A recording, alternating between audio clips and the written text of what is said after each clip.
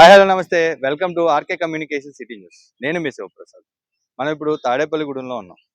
తాడేపల్లిగూడెం మున్సిపాలిటీలో ఈ ఆర్సీలు వసూళ్లు అంటే మున్సిపల్ రోడ్ మార్జిన్ కావచ్చు, మున్సిపాలిటీకి సంబంధించిన స్థలంలో ఏదన్నా పెట్టుకున్న వ్యాపారస్తులు రోడ్ మార్జిన్‌లో పెట్టుకునే తోపుడు బండ్లు కావచ్చు, లేదా సైకిళ్ళు, మోటార్ సైకిళ్ళపై చిల్లర వస్తువులు కావచ్చు, కొబ్బరి బొండాలు, ఫ్రూట్స్ లాంటివి అమ్ముకునే వాళ్ళకి కావచ్చు, లేదంటే ఏదైనా తాడేపల్లిగూడెం పట్టణంలో దిగుమతులు ఏదైనా లోడ్ దిగుమతి చేయించుకునే సమయంలో మున్సిపాలిటీ పరిధిలో ఒక పన్ను వసూలు చేస్తుంటారు. దీనికి సంవత్సరానికి కావచ్చు, 2 సంవత్సరాలకు ఒకసారి ఓపెన్ టెండర్‌ను పాటను నిర్వహించి వేలంపాట ద్వారా ఈ కాంట్రాక్టర్‌ను నియమిస్తారు. ఆ కాంట్రాక్టర్ తమ వ్యక్తుల ద్వారా ఈ పన్నులు వసూలు చేసుకోవాల్సిన అవసరం ఉంటుంది.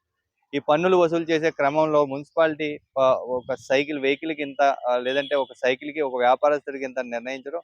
ఆ నిర్ణయించిన దాని ప్రకారం ఒక బిల్లు రిసీట్ అయితే ఇచ్చి ఈ వ్యా ఈ మున్సిపాలిటీ పన్నును వసూలు చేయాల్సిన పరిస్థితి ఉంది. అయితే గత కొంతకాలంగా ఇక్కడ మున్సిపాలిటీ పాలకవర్గం లేకపోవడం, గత 4.5 సంవత్సరాలుగా ఈ ఆశీల వసూలులో రకరకాల అవకతవకలు అయితే జరుగుతున్నాయి.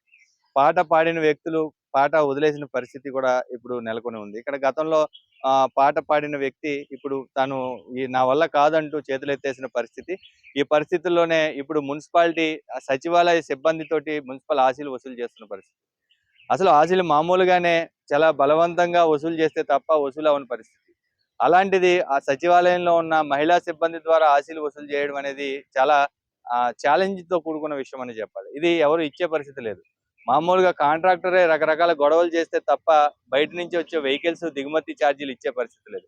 అయితే కాంట్రాక్టర్ దీన్ని ఎందుకు వదిలేసారు అంటే, ఇక్కడ ఉన్న మున్సిపల్ అధికారులే ఆ లారీలకు సంబంధించిన కొంతమందితోటి మీరు పన్నులు కట్టాల్సిన అవసరం లేదని చెప్పడం, లేదంటే ఇక్కడ పాలకవర్గం ప్రభుత్వం కావచ్చు, ఏదంటే అధికార పక్షంలో ఉన్న శాసనసభ్యుల దగ్గర నుంచి కొన్ని ఆదేశాలు వచ్చాయి, మాకు మేము కట్టమంటూ కొన్ని వర్గాలు కూడా చెప్పడంతో తను తప్పుకున్నట్లుగా కూడా సమాచారం.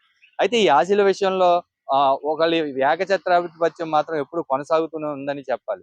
ఈ ఆశీల వసూళ్ల విషయంలో ఒకసారి డిఫాల్టర్ అయిన వ్యక్తి కూడా మరొకసారి తమ పేరుతోటి వేరే వాళ్ళని పాటకు కూర్చోబెట్టి తానే మళ్ళీ పాటలో పాట పాడుకొని మళ్ళీ ఏకఛత్రాధిపత్యం వహిస్తున్న సందర్భం కూడా మనం చూస్తున్నాం. అయితే దీనికి అంతటికీ పూర్తి స్థాయి చరమగీతం పాడాల్సిన అవసరం ఉంది. మార్చి నెలాఖరు వరకు అయినా పూర్తి స్థాయిలో పాట నిర్వహించి మున్సిపాలిటీకి కోట్ల రూపాయలే, మనకు తెలిసి 20-30 రూపాయలే ఆశీలు అనుకుంటాం కానీ ఇది 2 కోట్ల వరకు కూడా, 2 కోట్ల నుంచి 3 కోట్ల వరకు కూడా వెళ్లే పరిస్థితి సంవత్సరం నుంచి 2 సంవత్సరాలకు ఉంటుంది.